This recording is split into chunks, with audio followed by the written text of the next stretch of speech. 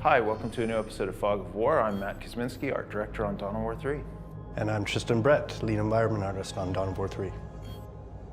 Cyprus Ultima is our medieval world that expresses the sort of way of life or the style of life that people in the 41st millennium experience.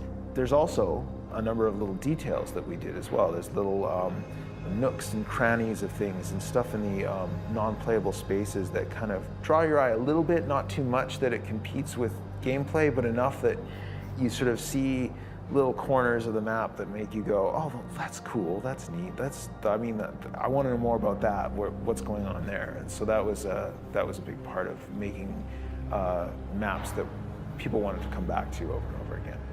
The natural rock sets were designed in a way that the artists had a lot of freedom to create some unique rock formations. The walls and structures were designed to in a modular way so they could tile vertically and horizontally to allow us to create a lot of different unique layouts.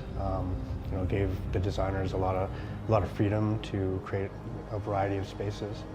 The whole intent around Cage World was to create something very alien and very disorienting. And also, for me, I wanted to do something that players had never really seen in a Dawn of War game before, something very, very unique. Derived from the idea that you could build a world out of sort of interconnecting blocks of almost living metal, so to speak. The desire to revisit the worlds was something that was really important to me, and it was something that I put to as a challenge to the environment team. How can we create these worlds so that when I look at them, they still feel very 40K, they feel like an expression of what we've seen in the paintings, what we've seen in the tabletop, what we've seen even in our previous games, but do it in a way that makes the player feel like, hey, I can come back to this place, and there's sort of something appealing about it, there's something intriguing, and then there's a touch of mystery, but that I can also, see the action, I can see the battle taking place.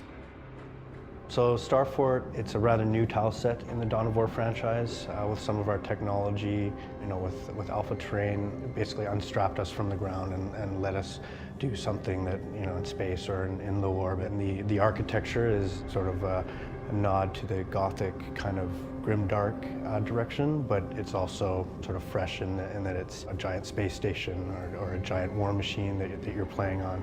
So just having that sense that you're fighting on this big battle barge type of map was really exciting. The sheer scale of them and the size of the weaponry on display on them, they are the sort of ultimate expression of Imperium technology.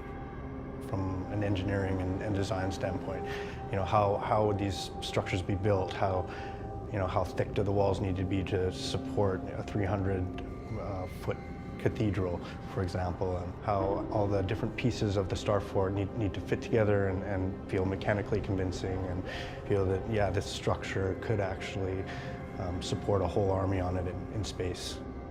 We're really facilitating gameplay. So the way I look at maps a lot of the time is just it's a canvas for the units and the gameplay. So the clean areas are really to help frame the units. Where there's no gameplay, that's the area where we sort of do some of our storytelling. Acheron is the most violent world that we have. There's lava spewing everywhere. There's these ever-shifting glaciers of ice that are moving across the surface, and they're perpetually collapsing into the volcanic action beneath it. But we wanted something that had an element of beauty to it. That was, when I look at it, I'm like, wow, that looks really, really cool. I don't want to go on a vacation there, but there's something neat about escaping into that world, and that was part of the challenge. And part of it was creating those color palettes that would invite you in. And that is a very iterative process. That is constantly going back saying well, right now it looks too friendly and it looks too happy. How can we make that feel a bit darker? As a player, I find myself trying to parse out the details and try to parse out what was gameplay and what was just visual noise and what was just, you know, decoration in the maps. So a lot of it was like, okay, hold on, let's think about what we really need to convey this world, to frame the action, and take people to someplace really interesting and cool.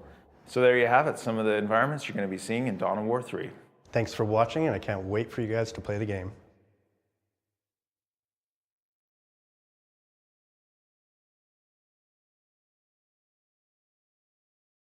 Your cowering lord, no one, including him, will touch it so long as I live. If you're set on staying this course,